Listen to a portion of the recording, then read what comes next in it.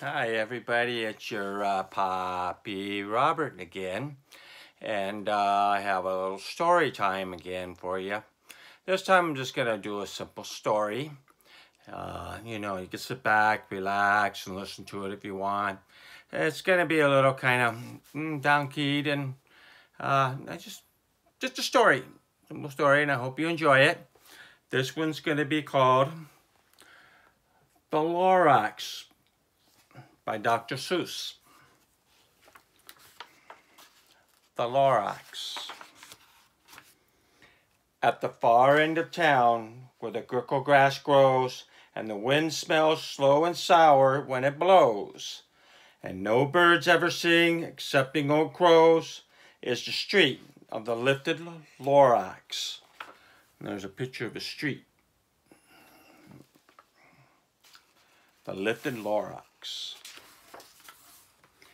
And deep in the grickle grass, some people say, if you look deep enough, you can still see today where the Lorax once stood, just as long as it could, before somebody lifted the Lorax away.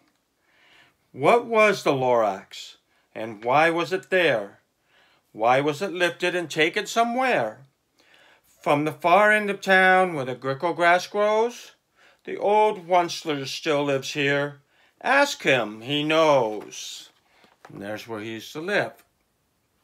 Or actually, he still lives. You won't see the Onceler. Don't knock at his door. He stays in his lurkum on top of his store. He lurks in his lurkum, cold under the roof, where he makes his own clothes out of the muffed moof. And on special midnights in August, he peeks out of the shutters, and sometimes he speaks and tells how the Lorax was lifted away. He'll tell you, perhaps, if you're willing to pay. Wow, just some Dr. Seuss stories that you really little tongue twisters. Trying to read it with all these rhymes. They're kind of cool. On the end of the rope, he lets down a tin pail, and you have to toss in 15 cents and a nail and the shell of a great-great-great-grandfather snail. And there's a pail. That's where he's got to put everything in there so he can listen what he has to say. Page. Then he pulls up the pail, makes the most careful count, to see if you've paid him the proper amount. Then he hides what you paid him away in his snoove, his secret strange hole, in his groovulous glove. Then he grunts, I will call you by whisper my phone, for the secrets I tell are for your ears alone. And there he is coming out of the wood window, taking what he wants out of the pail, or whatever you paid him. Slap! Down slips the whisper my phone to your ear, and the old Onceler's whispers are not very clear, since they have to come down through a sniggly hose, and he sounds as if he had a smallish bees up his nose. Now I'll tell you, he says, with his teeth sounding gray, how the Lorax got lifted and taken away.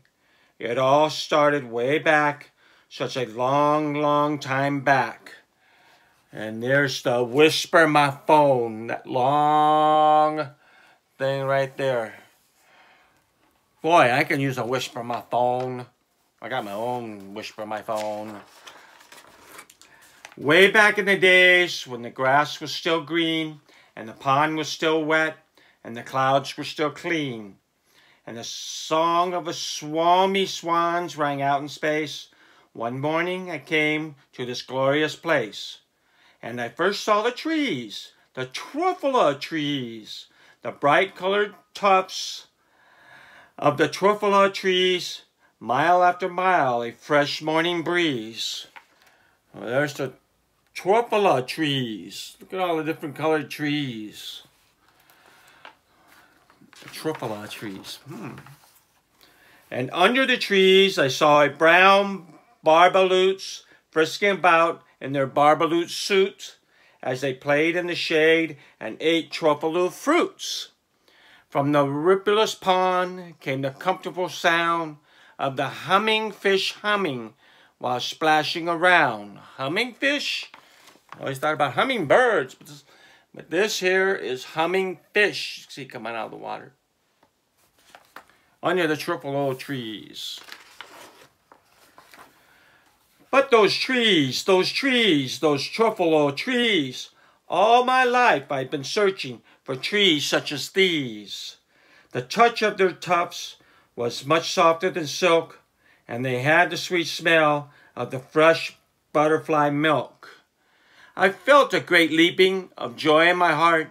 I knew just what I'd do. I unloaded my cart. There he is unloading his cart.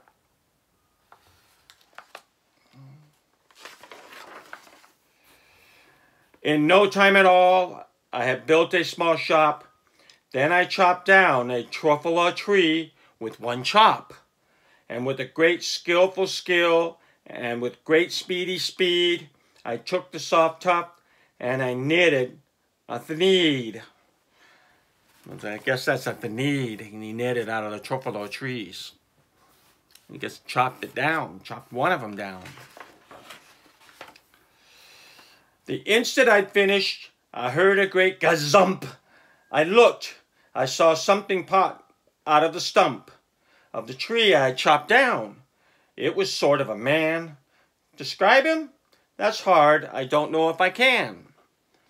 He was shortish and oldish and brownish and mossy, and he spoke with a voice that was sharp and bossy. I guess jumped out of the stump when he chopped down the tree.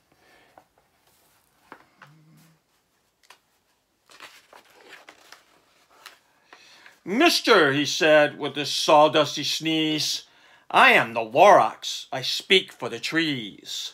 I speak for the trees have no tongues, and I'm asking you, sir, at the top of my lungs. He was very upset as he shouted and puffed, What's that thing you've made out of my truffle tuff? That thing he made, he's talking about, he is talking about that truffle tuff. He made that out of one of his trees. I guess that's why he's upset. Look, Lorax, I said, there's no cause for alarm. I chopped just one tree. I am doing no harm. I'm being quite useful. This thing is a thneed. A thneed's a fine something that all people need.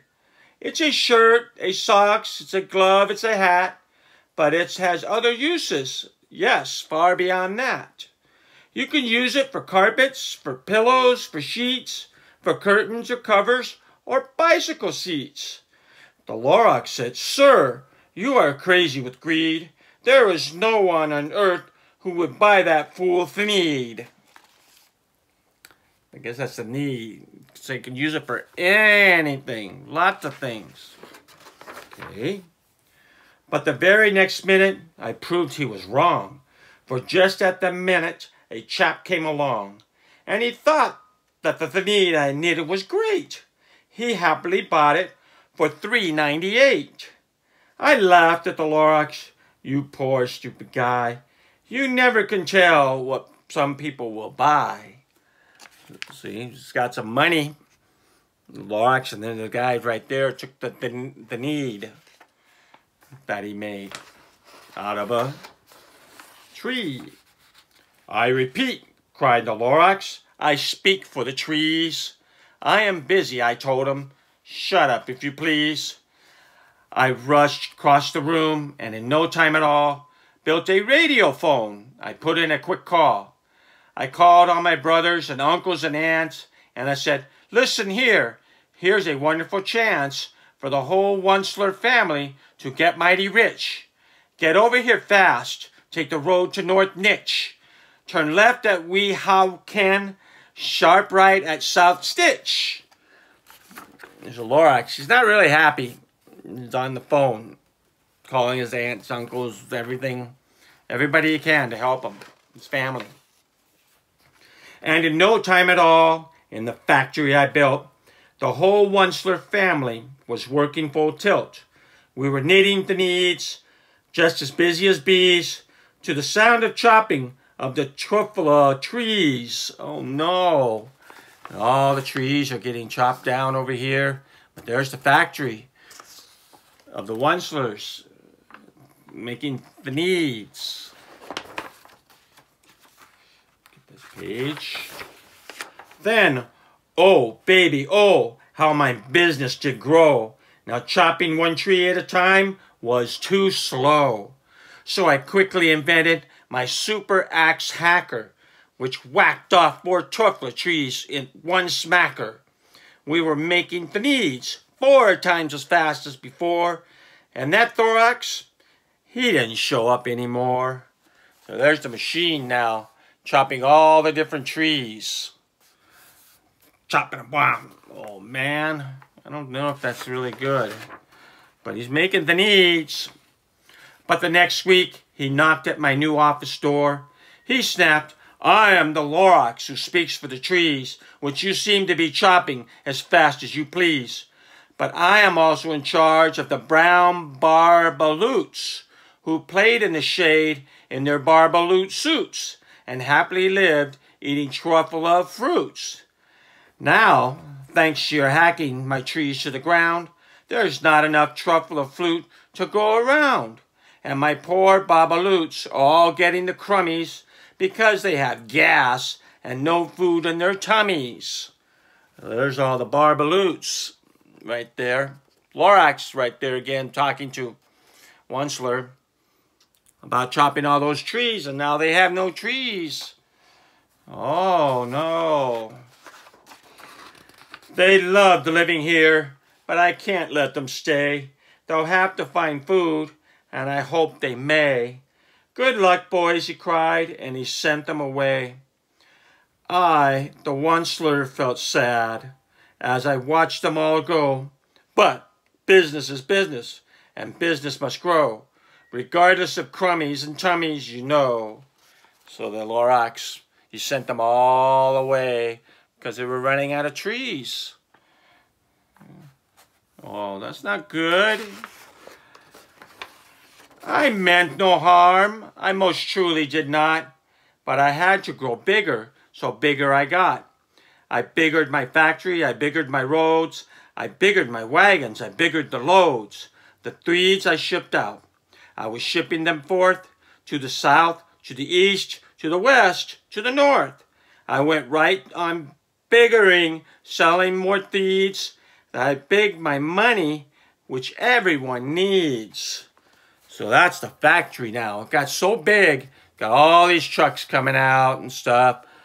All the trees right there getting all chopped down, going into the factory, coming out, being shipped out, all over the place. Wow. That's kind of like what happens around in our world now when we have factories and they build things and make more and ship out more. Then again, he came back. I was fixing some pipes when the old nuisance Lorax came back with more gripes. I am the Lorax, he coughed and whiffed. He sneezed and snuffed, he snargled and sniffed.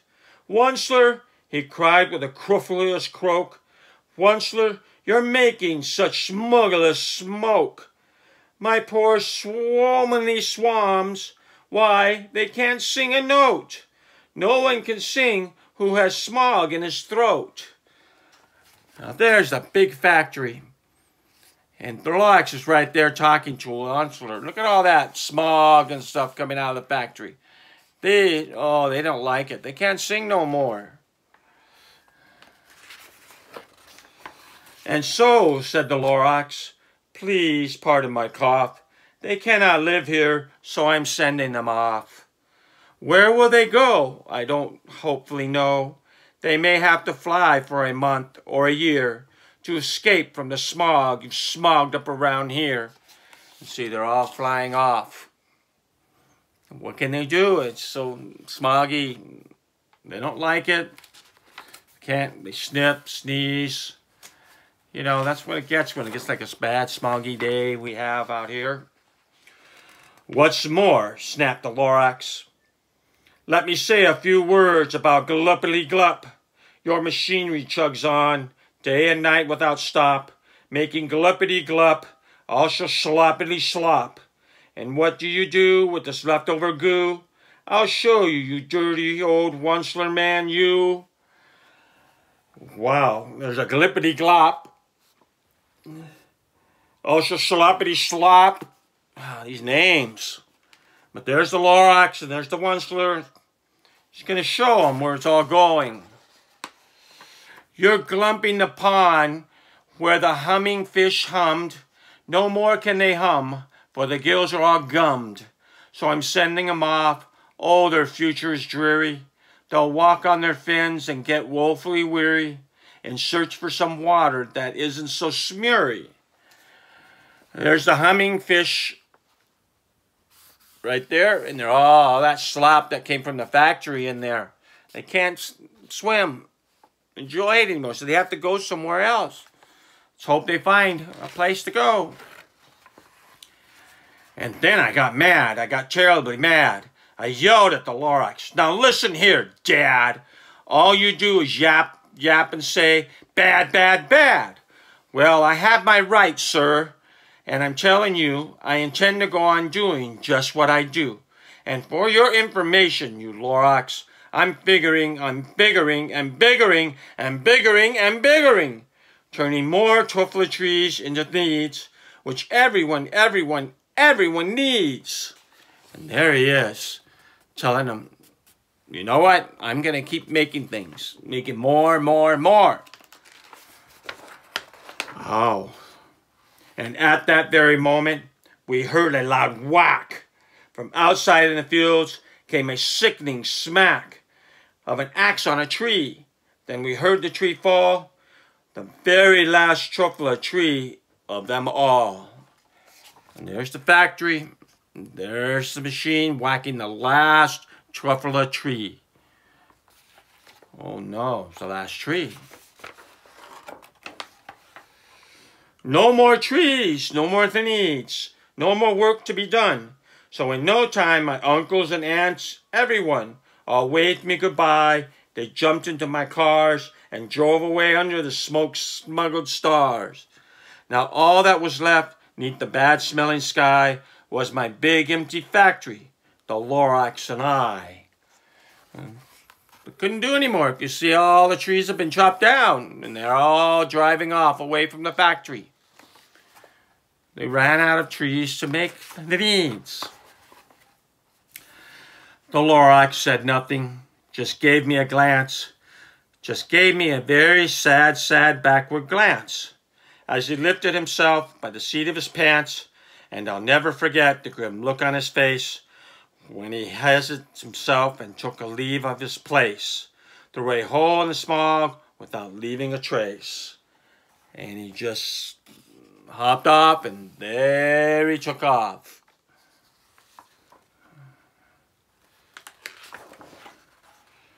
And all that the Lorax left here in this mess was a small pile of rocks with the one word, unless. Whatever that meant, well, I just couldn't guess. That was a long ago. But each day since that day, I've sat here and worried away. Through the years, while my buildings have fallen apart, I've worried about it with all my heart.